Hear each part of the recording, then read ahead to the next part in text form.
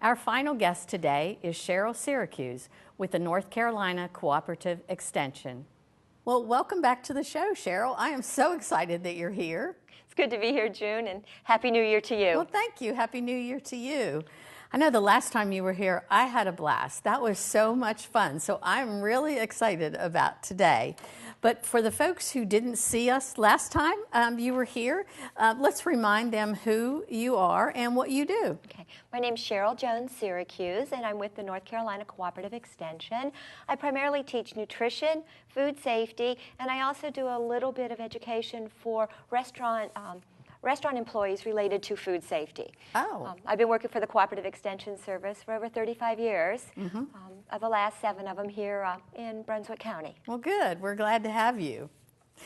Well, it is the beginning of a new year, and so I thought maybe we would talk a little bit about resolutions, but in terms of food safety and things like that.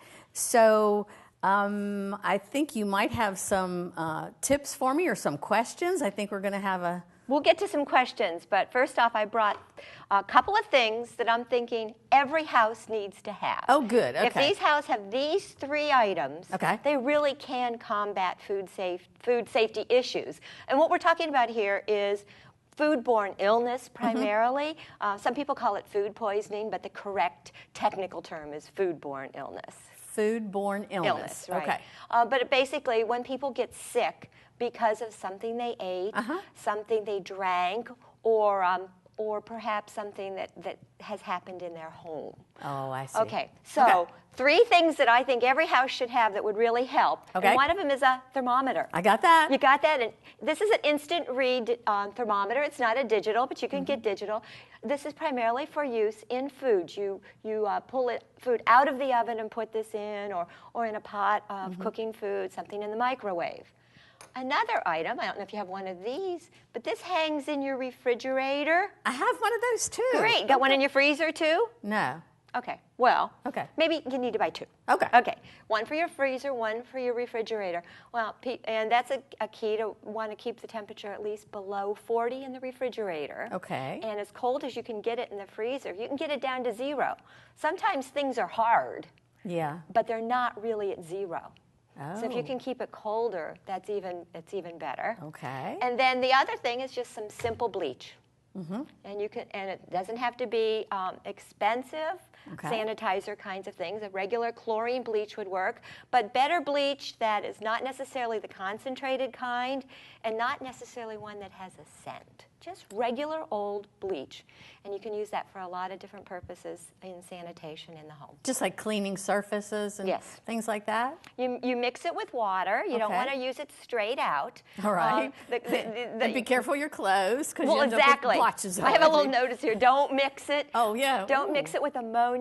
Why? What happens? Oh, it gives off a like a vapor. Oh, yeah, really? Toxic vapor. Yeah, you wouldn't want to mix it with ammonia. Okay. You could change the ratio based on the kinds of things that you're cleaning up. You could read the label. The label most of the time has you how to disinfect, how to sanitize. The general ratio is 1 tablespoon per gallon of water.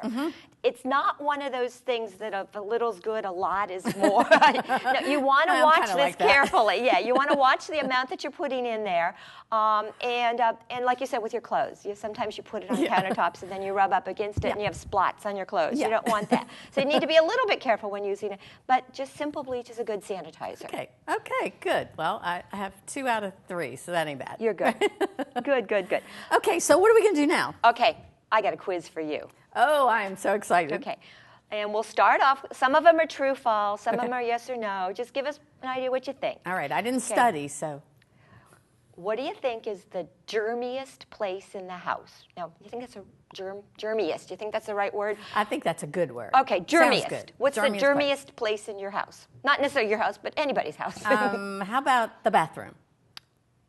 Good answer, but wrong. Wrong. Wrong. Yeah, actually, there have been studies, and several universities have done studies where they actually send students in and they do little swabs and then try to grow them out the cultures.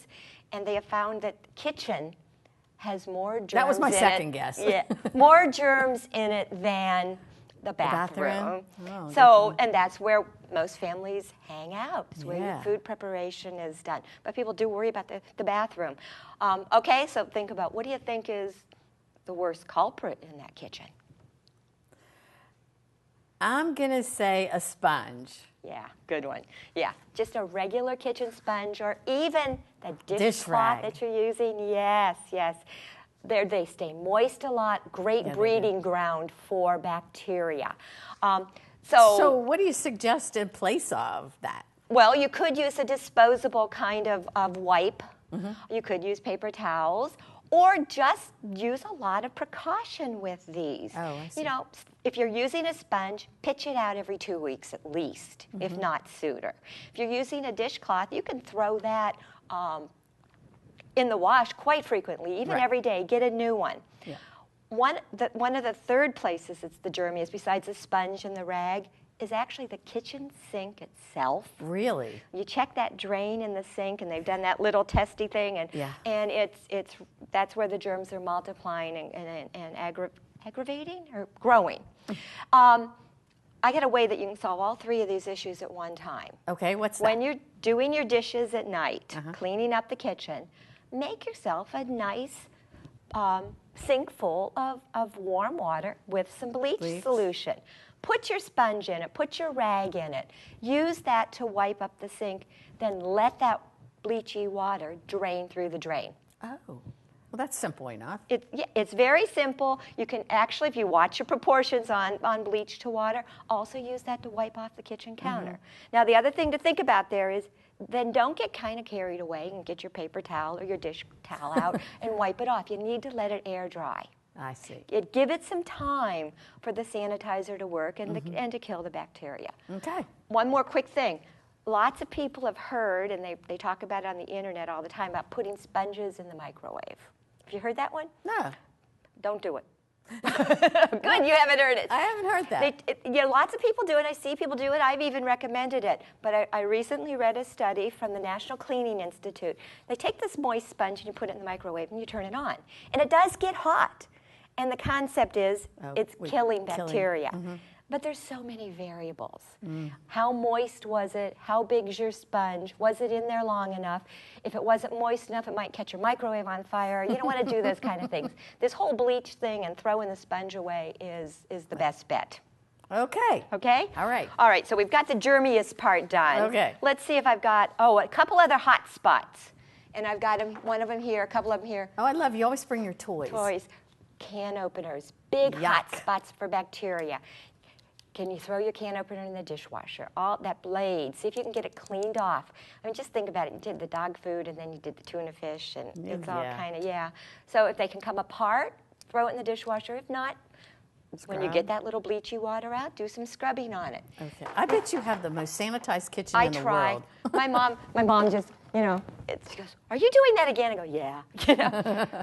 Inside spatulas, they have found. If those can come apart, they breed bacteria. So if yours come apart, take it apart, put it in the dishwasher this way, or scrub it with some soapy water. Sometimes you can't get them apart, and that's good too. Okay, that's good too. Okay, how long do you think? Question 2. Okay. Food in your freezer. How How long do you long? think it'll keep? 6 months. Okay. Is that good? For some things, yes. Actually, there's a big, long chart on what keeps better. Now, and there's a lot of variables. Luckily, this past year, we didn't have lots of power outages because of hurricanes. So we didn't have to worry about power outages and food safety. But how long food has been kept in the freezer, a lot of it depends on, can you keep it cold enough, using your thermometer there. The colder it is, the longer it's going to stay good quality. There's kind of a difference between, is it safe, and do you really want to eat it? Yeah, I understand. Yeah, this past Thanksgiving, people have called up and said, "I've got a turkey in my freezer, and it's been there since last Thanksgiving. Is it safe to eat?" I said, "Yeah, if the freezer's been cold, you haven't had major power outages, you know it hasn't thawed, that turkey's safe after a year." Right. but do you really want to serve it on the big holiday? Yeah, really. So quality does tend to go down based on how cold the freezer was and how long it's in there. So some things like that solid turkey, a solid roast that has never been cooked, we go with a year as a good number. Things that are leftover, like leftover soup, something that's totally been cooked, a month to 2 months is a good time frame. Yeah, again, I never know about that. Again, for quality. If it's frozen solid, you're good safety-wise. So leftovers, do them a little bit shorter time, but also then, it depends if you have what my grandma used to call a deep freeze. Yes. Versus just that thing on top of your refrigerator. Yeah. Okay, the ones on top of your refrigerator just don't keep things as cold.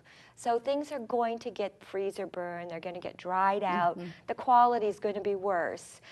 So you need to use those sooner. But again, we're not talking safety. Safety, yeah. We're talking quality. Well, I hate to tell you this, but our time is up. Where does 10 minutes go? I don't know, but will you come back? I sure will. And we'll save the rest of the questions We for got the lots. next quiz. Sounds good. You promise you'll come back? I will. Okay, great. Okay. Thanks again for coming. We're so pleased to have you. It's great fun. Okay. Thanks.